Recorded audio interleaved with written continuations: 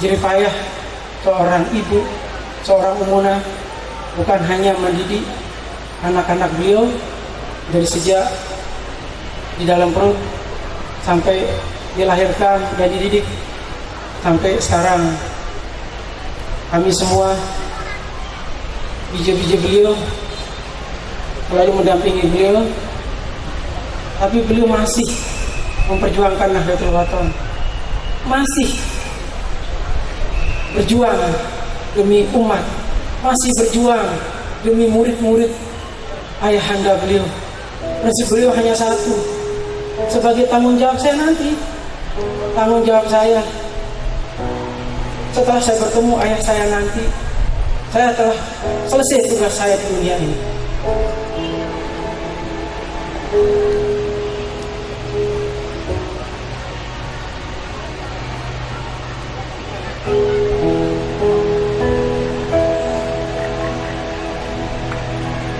Beliau sangat luar biasa.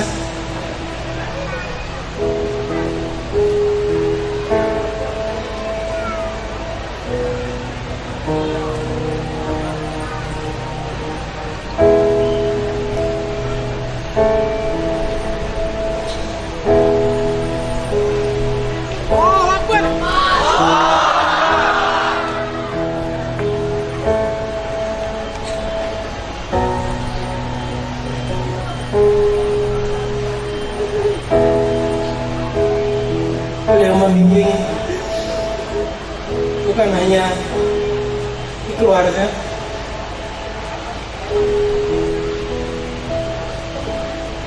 semangat beliau untuk terus menjaga Nahdlatul Wathon dari rongrongan orang yang mengaku diri sebagai Nahdlatul Wathon tapi tidak tahu diri, menjual diri demi jabatan, mempergunakan Nahdlatul Wathon.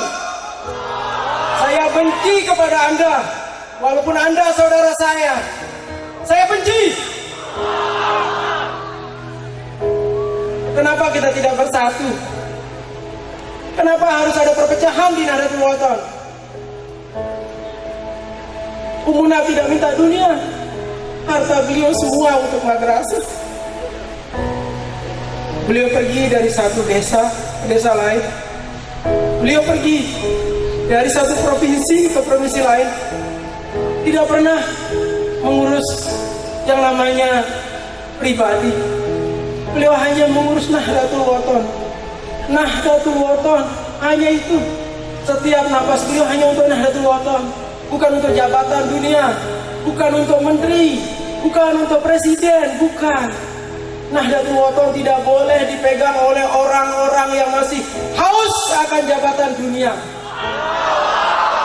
Nahdlatul Wathon harus dipegang oleh orang yang ikhlas untuk mempersatukan umat. Li'ilat fi kalimatillah wa izzul Islam wal muslimin. Umunah adalah jawabannya. Beliau adalah pemimpin kita.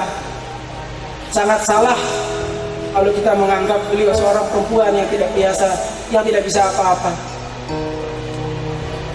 Nahdlatul Wathon sebesar ini karena beliau, karena kekuatan hati beliau.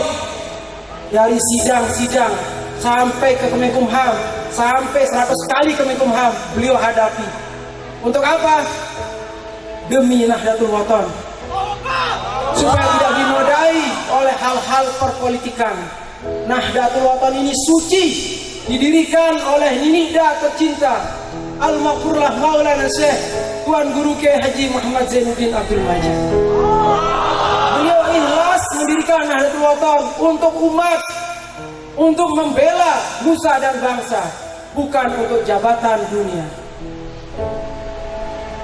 Alhamdulillah, Umunah tetap tegar untuk itu.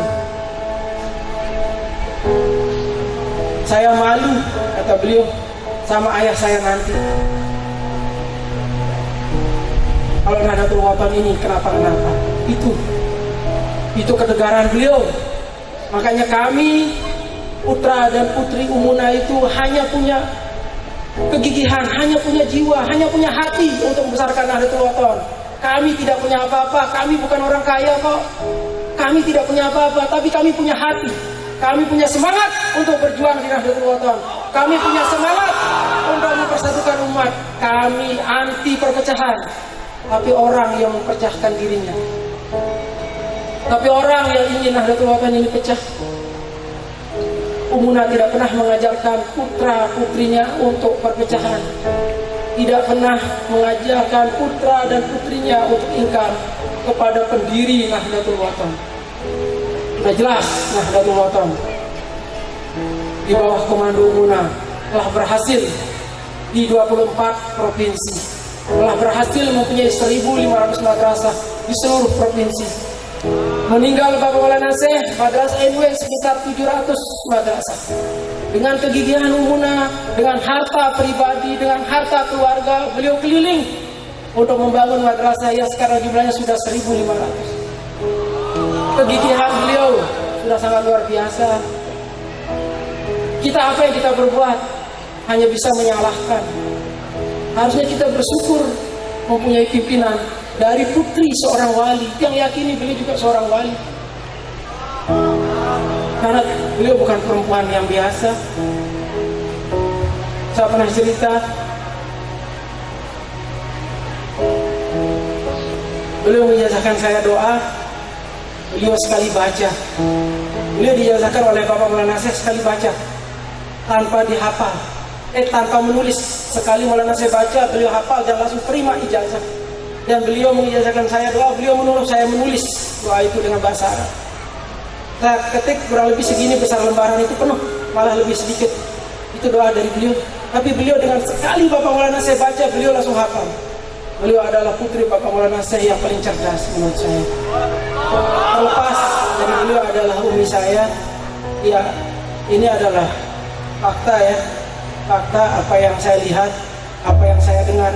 Daripada kita hanya membuat bualan, membuat hoak-hoak di dunia ini, marilah kita apa adanya.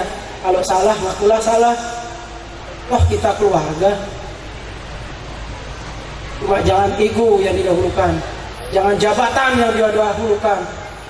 Karena jabatan, ziarah pun ke Umunah tidak pernah. Keluarga macam apa itu? Yang kecil ziarah aja. Ya, saya tidak menyinggung siapa-siapa. Cuma ini luapan hati saya karena mereka tidak tahu siapa Umunah.